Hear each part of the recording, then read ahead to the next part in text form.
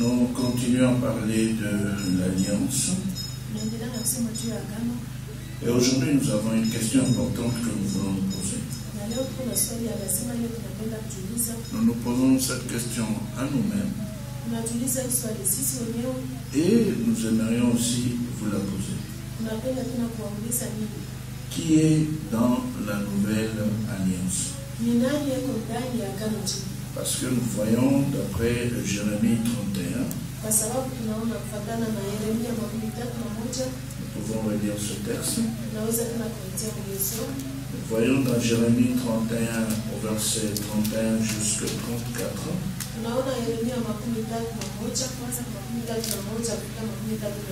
que Dieu est en train ici de créer une nouvelle alliance. Et cette nouvelle alliance est destinée à un peuple. Et c'est clairement donné. Et il faudra que nous puissions voir ensemble qui est véritablement dans la nouvelle alliance.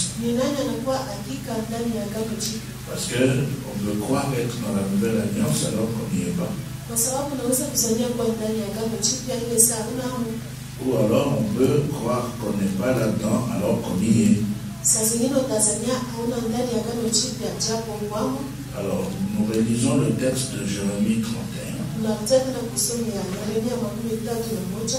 Et cette fois-ci, nous lisons dans la Bible d'ordre. Jérémie 31, 31. Deux jours viennent, oracle du Seigneur, où je conclurai avec la communauté d'Israël et la communauté de Juda. Communauté d'Israël et la communauté de Juda, c'est-à-dire des Juifs. Et les non-Juifs ne sont pas ici concernés. Donc, Dieu renouvelle l'alliance avec le Juif, avec son peuple. Alors, par la bouche de Jérémie, il est dit, au verset 32, elle sera différente de l'alliance que j'ai conclue avec leur père quand je les ai pris par la main pour le faire sortir du pays d'Égypte.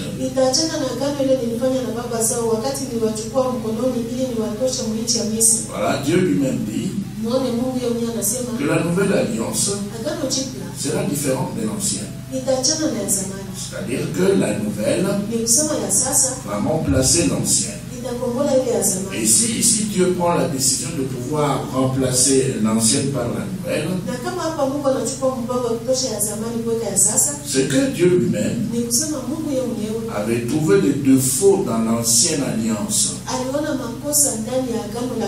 Et il ne pouvait pas laisser son peuple dans l'ancienne alliance qui avait des défauts. Alors il avait pris la décision de changer. Et ici, l'alliance est renouvelée avec le peuple d'Israël et le peuple de Juda. Et Dieu dit, elle sera différente de l'alliance que j'ai conclue avec leur père.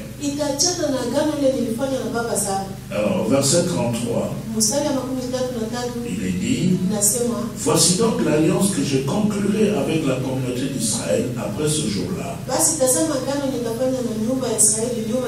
Je déposerai mes directives au fond d'eux-mêmes, les inscrivant dans leur être.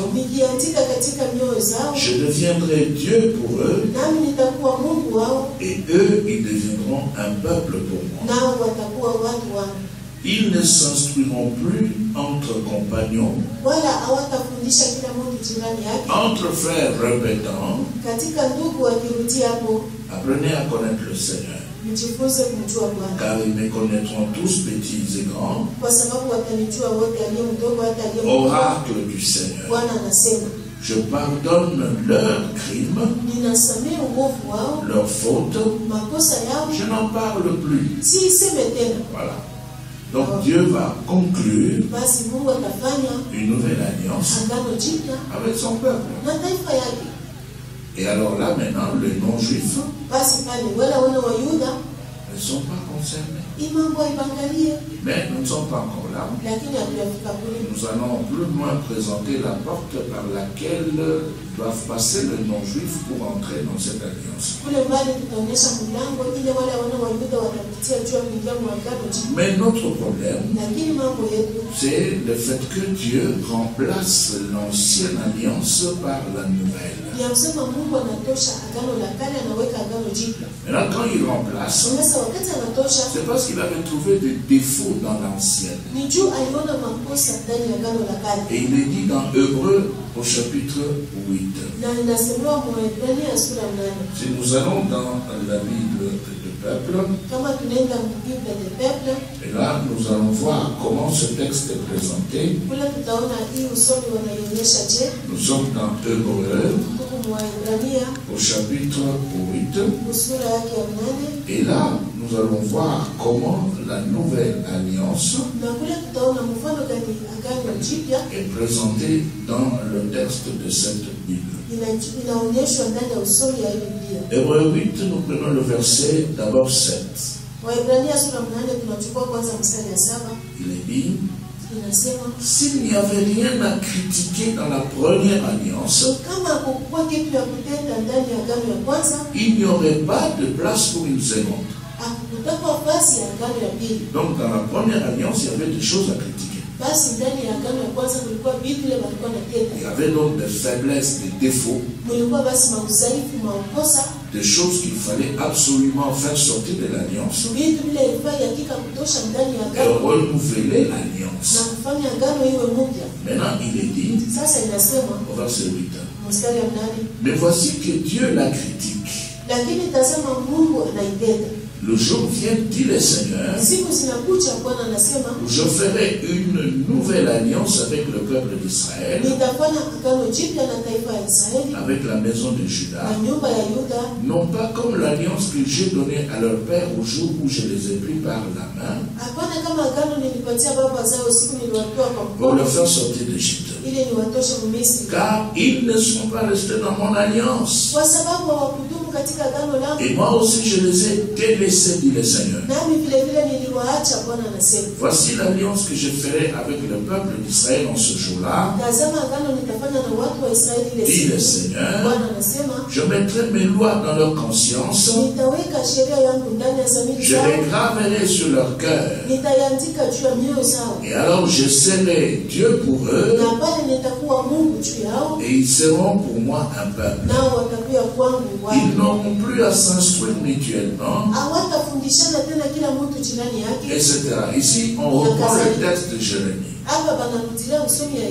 Mais maintenant, au verset 13, il est dit: nouvelle alliance. C'est donc que la première a vieilli.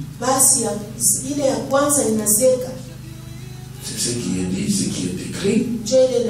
Ce qui est vieux et hors d'âge est tout près d'être remplacé.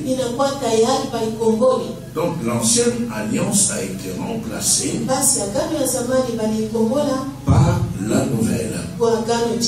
Alors maintenant, quand la nouvelle alliance arrive,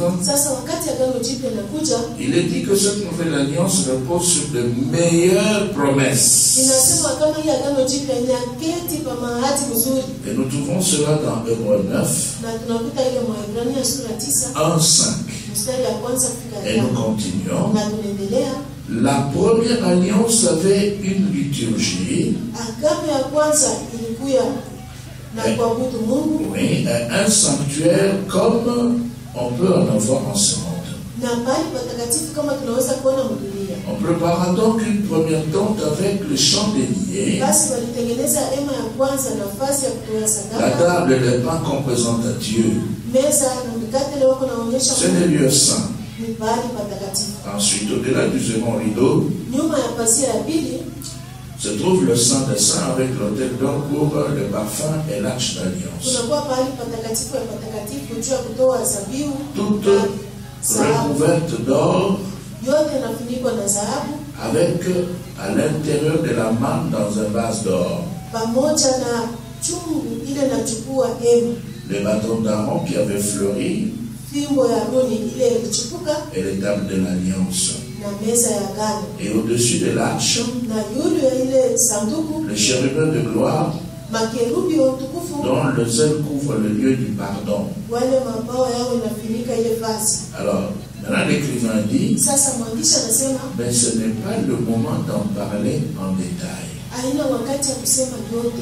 Donc il présente ici ce qui s'est passé dans l'Ancien Testament ou dans l'Ancienne Alliance.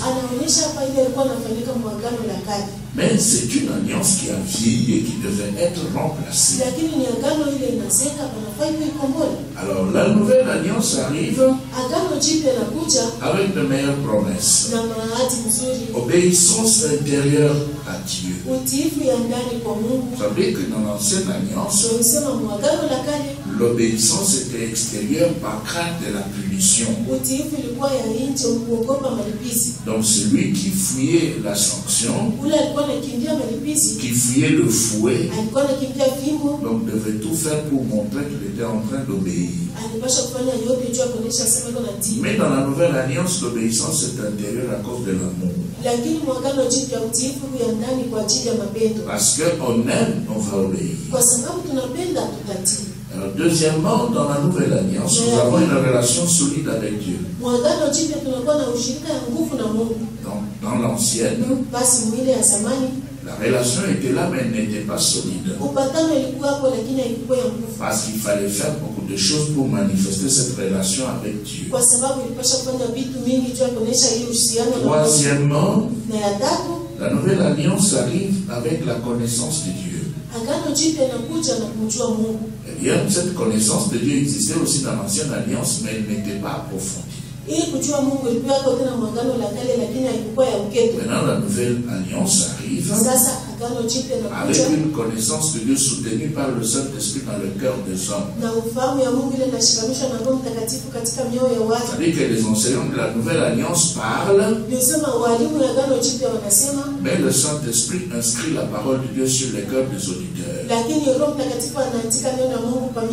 Et c'est le Saint-Esprit qui va asseoir, qui va donner la connaissance de Dieu. Et enfin, la nouvelle alliance arrive avec le pardon de péché. Et ici, on n'a pas besoin du sang de taureau et de bouc. Parce que la nouvelle alliance va donner le pardon par le sang de Christ. Donc si l'ancienne alliance n'avait pas de défaut, on ne devait pas la remplacer. Mais comme cette alliance avait des défauts, eh bien, elle devait être remplacée.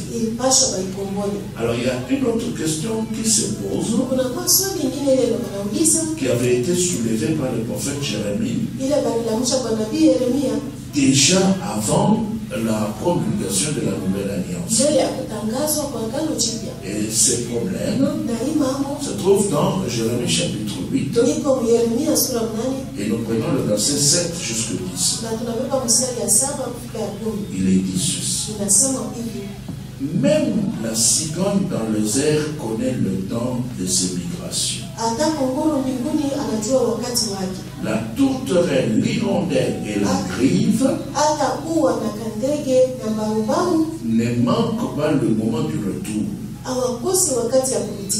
Maintenant Dieu dit ceci par la bouche de Jérémie. Mais mon peuple ne tient pas compte de l'ordre établi par le Seigneur. C'est-à-dire que le peuple de Dieu est devenu beaucoup plus ignorant que les bêtes. Ici, on montre que les bêtes connaissent plus que le peuple de Dieu. Pourquoi? Au verset 8 maintenant. Comment pouvez-vous dire nous avons la sagesse car nous avons à notre disposition les directives du Seigneur? Oui, mais les purins menteurs des scribes, les purins menteurs, les purins menteurs de scribes les a falsifiés. Les sages sont confondus. Ils s'effondrent, ils sont capturés. Ils méprisent la parole du Seigneur. En quoi donc peuvent-ils se dire experts? Voilà la question. Donc la loi avait été déjà modifiée. Et les défauts de l'ancienne alliance étaient manifestes. Alors la question qui est posée, c'est de savoir si aujourd'hui nous devons encore recourir à l'ancienne alliance. Et si nous recourons à l'ancienne alliance, qu'est-ce qu'il faudra prendre? La loi de Moïse ou le message des prophètes? Qu'est-ce qui a changé? Qu'est-ce qui n'a pas changé? Où se trouvaient les défauts? Et où est-ce que nous ne pouvons pas trouver ces défauts et récupérer la parole? Parce que ici, l'alliance renouvelée a été renouvelée avec le même peuple qui avait reçu la première alliance. Alors nous nous posons cette question-là et nous pensons que dans nos interventions prochaines, nous allons commencer à répondre. Que Dieu vous bénisse.